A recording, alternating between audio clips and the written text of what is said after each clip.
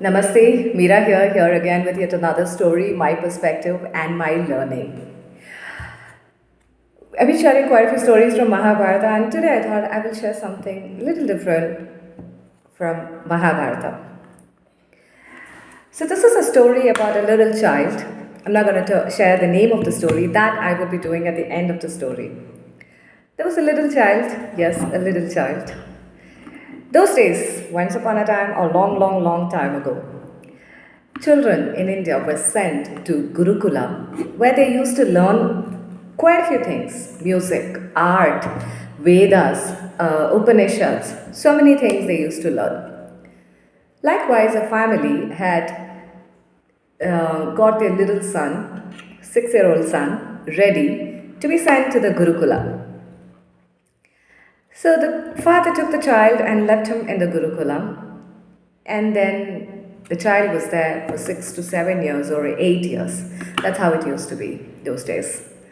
The child learned so many things over there: the art, the music, the Vedas, mantras, Upanishads, and the shlokas. So it was a time that the child finished his course. Like we have now the pre-KG, rather the kindergarten, then the primary, higher secondary, the college, and then you get those PhDs and a lot of these qualifications and degrees and mastering at the skill, I would say. The child was so happy because this child was just not someone who was just a teacher's pet, someone who scored the highest in each and every subject. And he walked back home with pride. Yes, I did it. I got the highest in my class. He was thinking about all the accomplishments, the acknowledgements, the recognitions, and so many things that he received. Walking back home with pride, and his father was standing at the doorstep. And he looked at his father. Appa, I'm back home. The father paused for a while. He looked at the child. Nice to know. How are you doing? So he said, I'm good. I've scored the highest in the class, and you know what? I've got the first rank in each and every subject that I took up. The father again paused. He smiled at the child. He smiled at his little child and said, okay, did you learn Brahmatva? If I have to say that, it is the superior or the ultimate knowledge someone attains. The child was like, what? Brahmatva? I've scored the highest in the class. I've done this. The father was like, again, he just paused and he said, did you learn Brahma knowledge? The child was like, didn't know what to say. And his father said, I would want you to go back to your Gurukula and learn from your teacher about this knowledge that I spoke to you about. The child didn't have an option, right? He was like a little fussy about it. He was thinking, oh my God, so many children who scored the least, who scored lesser than what I scored, they've all been welcomed by their family and they're so happy. But why did my father send me back to the Gurukula? This was his thought. And then the child just walked back to the Gurukula and the teacher was there. He said, how come you're back? This is your vacation time and I would want you to spend your time with your family. What are you doing over here? And the child said, he narrated whatever happened. And he said, I've come back to learn Brahma knowledge, the superior knowledge, the ultimate one. The guru, the teacher, just looked at the child. He smiled. Okay. And he just looked at the class. Yes, they were the new batch who had joined to learn the Gurukula. To learn the art, music, and Vedas. He said, this is our senior. And the child was just full of pride. He just looked at his batchmates. His juniors. And the guru said he learned here for the last 6 to 8 years and he's back again to learn something new. His father has asked him to. And he looked at the child and he said, dear child, whatever you learned in the last 6 to 8 years, I would want you to forget each and every letter and each and every word that I taught you. The child was taken aback. He didn't know what to do. And then, how can I do that? Was the question he asked his teacher.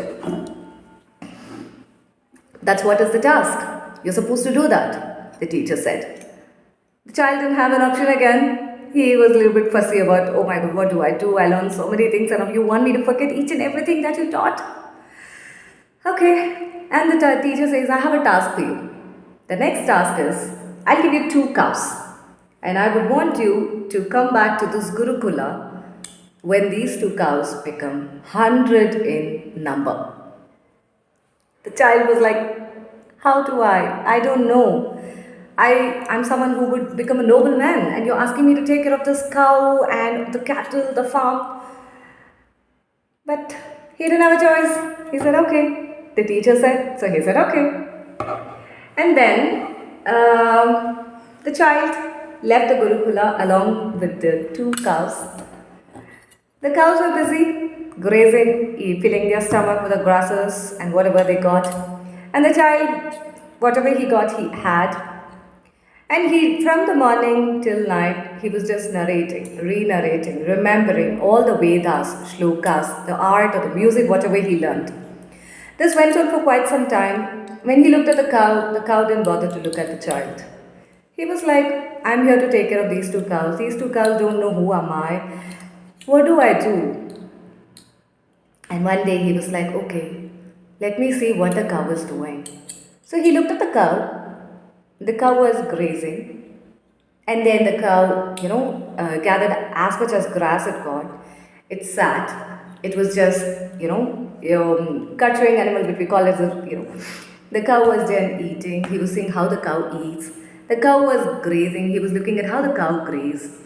And then the cow, when it moved, maa or moo, he was just observing how it makes that sound. And then whatever the cow was doing, he was just observing, just observing. And he slept the day, sunrise to sunset, he was just with the cow. And when he was sleeping, he just realized, oh, today I didn't even say a single word from what my guru taught. But the day was good. I enjoyed observing, enjoyed doing whatever the cow was doing. The next day he said, okay, let me do the same thing. And he was doing the same thing. Whatever the cow did, he just followed what the cow did. He felt good about it. After a couple of weeks and after a couple of months, there was something that he felt. He could not only see what the cow was saying, not only hear what the cow was hearing, but he could also feel what the cow was feeling. He felt the pain of the cow. He felt that agony. He felt the smile in the cow's face. We don't know, but he did. He felt each and every emotion the cow felt. He did. And he felt good about it. And he just touched the cow. The cow looked at him. And he also, both of them were just, looking at each other. The cow could feel what the child was feeling, and the child felt what the cow felt. There was a silence, a pause, and that silence and pause had lots of stories. His eyes welled, and the cow's eyes also. The tears started rolling down. And he paused for a while. He felt a bliss. And for the last couple of months, he didn't say even a single word his guru had shared. Neither did he remember any shlokas the guru taught him. But he felt a bliss by being with that animal. He just turned around. Yes, he was in the forest. And he looked at the leaves and the trees, and he touched the trunk of the tree. When he touched the trunk of the tree, he could feel the flow of the water from the root till the shoot, and the information flowing from the leaves to the root. This way, whatever he touched, whatever he held, he touched. He could feel the emotion, he could feel that joy, he could feel he just felt what the other animal or creature or the plant or the shrub or the tree or the fruit or the stone felt. By the time from 2, it is 100. There was one thing stuck in his mind. Once the number hits 2 to 100, I'm back to the Gurukula, back to my teacher, and I'm going to say, see, it is 2 to 100 now. Once the number hit 100, he went to the Gurukula and he said, the way he walked towards the Gurukula to his teacher, the teacher was just observing the way the child walked. Humbly, with a lot of smile on his face. That bliss, which was difficult to be put in the words in terms of a meaning, but yes, there was something. The Guru said, you have done what I asked for. The child didn't open his mouth about any knowledge or anything. He just said, Guru, it is 100 now. Guru, he looked at the children there. He said, can you count the number of cows over here? The children were excited and they counted and they said it's 100. And the Guru said, it is 101. All were shocked, but the child wasn't. Because the child, he was just one among the cow. And the story pauses over here. This is a story about Swetaketu. I would invite you to do check about these in the internet. What I have shared is through the oral storytelling tradition that's been traveling generation after generation to my grandmother, to my great grandmother, to my mother, and to me, and of course to my little one, to my princess, and it continues. Everybody might be sharing it in one or the different way, but the end of the story, the outcome of the story is that the teacher asked the child to forget what he learned. Come, let's connect to the present scenario. We work on so many projects, we get overwhelmed about what we are doing, we overachieve our target, we get all the accolades, acknowledgement, recognition, certificates, medals, all these things. And now, once you're done, the success is over about that particular project. When you move on to the next project, you start from the scratch. And when we start from the scratch, the first thing what a mentor or the coach says in our corporate language is unlearning. Easy said and then done. So this story about Swetaketu is all about how we unlearn what we learned earlier to create a new masterpiece or to learn new things that has been assigned to us. There might be so many stories or so many projects that you are currently working on.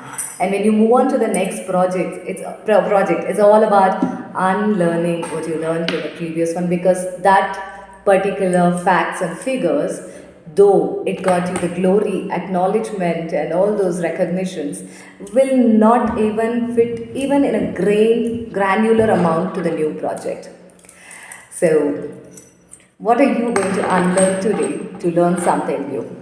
It's just not in the corporate, it's in the day-to-day life also. It could be anywhere. It could be with parenthood, it could be with motherhood, it could be with child, it could be with teachers, it could be with the organization, CEOs, CFOs, or whoever.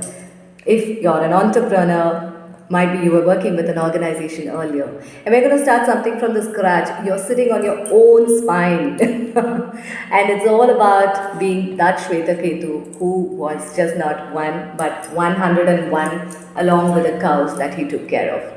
Thank you. We'll be back with yet another story, my perspective and my learning, and yes, with the Getting Corporated with Mahabharata series soon. Namaste. Thank you.